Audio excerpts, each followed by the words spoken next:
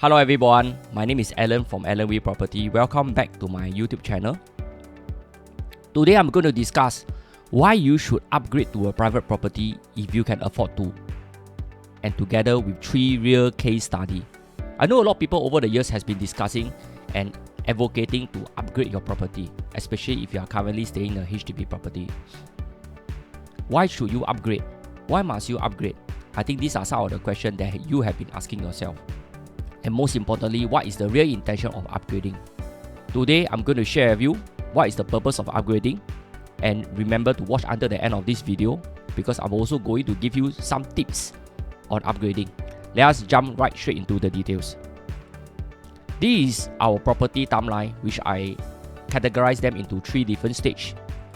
The first stage, where we are in our 30s to 40s, usually we will spend our time to build our career, get married, maybe buy a car, spend money on home renovation, at the same time to get insurance, and also to buy our first matrimonial property. When we are in our 40s to 50s, I would say that our career has more or less established. We also need to consider our children education, maybe change to a bigger car. We also have to consider our parents' allowance, parents' medical needs, our own medical needs. And for those better off, maybe you should consider upgrading your property or maybe even own multiple properties. And the last stage of our life is when we are in our 60s. Usually we have an established career. Some of us may be going to semi-retirement, or some have to think about retirement planning. At the same time, we also have to consider long-term medical care. And for those better off, we will start to think about legacy planning. At the same time, you may want to downsize your current property to a smaller property and even divest some of your investment property. So you can see in this chart here, property play a part in our life. Whether we like it or not, property is always part of our portfolio. So coming back to this question, why you should upgrade to a private property if you can afford to? The first reason here is wealth creation. A property with a higher value appreciates more than a property with a lower value. Therefore, you stand to profit more vice capital appreciation. Let me give you an example. Assuming you own a property that is worth about 500,000, an increase of 10% in terms of prices, your property value is currently 550,000. However, if you own a private property or a HDB flat that is about $1 million, if for every increase by 10% in terms of property prices, your property value today will be worth 1.1 million. This means that there is a difference of 50,000 or 100% difference in terms of return. The second reason why you should upgrade to a private property here is about retirement planning. Obviously, a property with higher value allows you to have more housing options for your retirement. We shall go into this in detail on the following case study. Thirdly, private property offer you higher capital appreciation. I believe many people in the market always ask you to upgrade to a private property because private property value appreciate more. So let me dive straight into the details. Here, I extracted the data from hprop.sg. I plot the 3 trend line. Mainly the one in red or orange is HDB. The lighter blue one is condominiums. And the dark blue one is landed properties. I plot the chart from 10 years ago, from 2012 to 2022. So interestingly, HDB prices for the last 10 years for all areas in Singapore has increased about 17%. Condominiums increased by 50%. And landed properties about 32%. Here, what are the conditions to upgrade? Firstly, you might have a good and stable income. You might have cash saving for the down payment. And thirdly, you must believe in property, that property is a good investment asset class. Lastly, upgrade before you turn 45 years old. Why do I use 45 years old? Because MAS has restricted banks to borrow up to the age of 65 years old. So if you are 45 years old, 65 minus 45, that means you can borrow up to 20 years. The older you get, your loan quantum or your loan tenure gets shorter. So some disclaimer before we go into the case study. Some of the numbers in the 3 case studies has been amended. It is purely coincident if any of the cases are referring to you. There are risks in any property investment, so please do your due diligence and proceed at your own risk. Case study 1. I'm going to discuss how a HDB owner have plans to upgrade to a private property at the age of 55 years old. So this family stay in a 5-room old HDB resale flat in the central area for the past 15 years. So back then in 2015 to 2016, when the husband was in his late 40s, the property value is around 580,000. So in fact, back then they have plans to buy second property or even upgrade since 2015 and 2016. But because of the ABSD keep increasing from 7% to 12% to 70%, they procrastinate, they never proceed. Now at 55 years old, they are ready to upgrade. So the last market valuation I did, the valuation of the house has increased by about 70,000.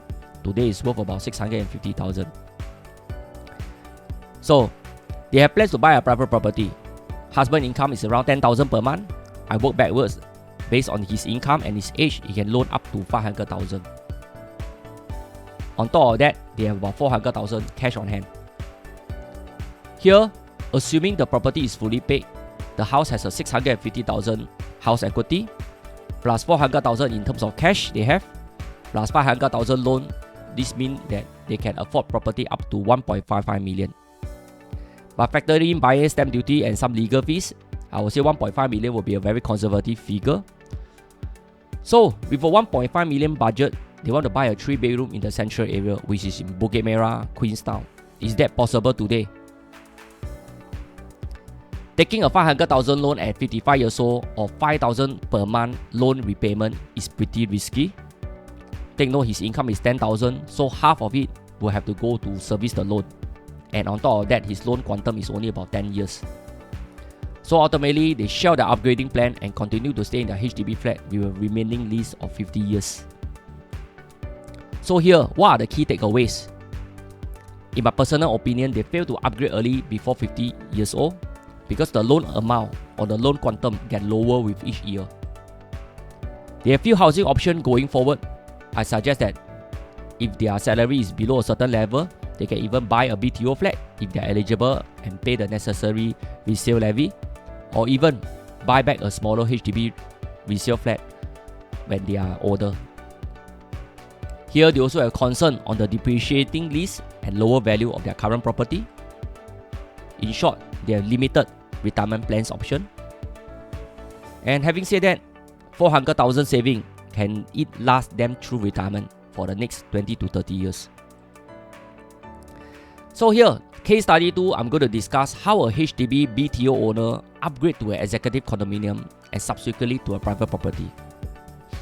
This family buy a 4-room BTO flat at about 250,000. So this is when he was 28 years old, he bought a BTO flat at about 250,000. So the BTO flat at $500,000, which profit about 250,000. Today he asked me BTO flat, it's not impossible to make around 200,000 and more in terms of profit. Subsequently, they buy a EC at 700,000. Then he sold his EC at 1.1 million and make a cool 400,000 profit. So what is his next housing option? In short, they can afford to buy 2 properties, one for own stay, one for rental. They can also buy a bigger private property, or even choose to downsize back to a HDB flat. And all this, they are only 42 years old. And on top of that, they can repeat this process of selling and buying property for the next 1 or 2 more cycles. So what are the key takeaways for this family? In short, they buy the right property, they bought a HDB BTO flat and an EC that can exit well. They cash out and reinvest back their funds into the next property. They leverage on loan because they are young. They can borrow up to maximum of 25 years old. And time, because time is the best friend in terms of property investment. They took on some risk to upgrade. And in short, they have more housing options towards retirement. Case study 3, we are going to discuss how a HDB owner upgrade from his HDB flat to a private property and subsequently move back to a HDB flat during his retirement age. Here, he buy a resale HDB flat at 300,000. That was many years ago when he was in his mid-40s. He sold the HDB flat at about 400,000 in his late 40s. Then he buy per bank apartment at $1 million. Why he buy per bank back then? Because he wanted to buy a private property that is spacious and big enough, and moreover with en-bloc potential. So per bank was sold, I think, in 2018 for 2.2 million in an en-bloc sale. He profit around 1.2 million. By then he's already in his late 50s. With the sales proceed, he co-invests another condominium through his daughter's name with 1 million. He buy back a resale HDB flat in the same housing estate at about 600,000. And on top of that, he still has 600,000 cash for retirement. Isn't that great? So here, what are the key takeaways? In this case, the buyer buy the right property. He was looking for en-bloc properties. He leveraged again on loan as well as time. En-bloc is always a bonus, and patience is key because he waited for 10 years for en-bloc. He told me once, buying an en-bloc properties is always a bonus. If he never go en-bloc, he can continue to stay. He take calculated risks to upgrade. And lastly, his retirement plan is on track. Lastly, what are my parting thoughts on upgrading? Always save up diligently for your next property purchase. Research on the property, read out on property investment, talk to property agent, visit properties, visit show flats. Upgrading is to safeguard your retirement plan. However, it's perfectly okay to stay in a HDB flat and not own any private properties. You can still build your retirement nest through investing in stocks, REITs if you know how to do it. However, property is still the preferred choice for many. And lastly, take calculated risks. In short, no pain, no gain. Here I come to the end of my video. I hope you enjoy it. If you like the video, please help me to click on the like button and subscribe to this channel. If you have any plans to upgrade to a private property or you need more one-to-one consultation, you can always contact me in the description below. That's all for today. Thank you for watching. See you in the next video.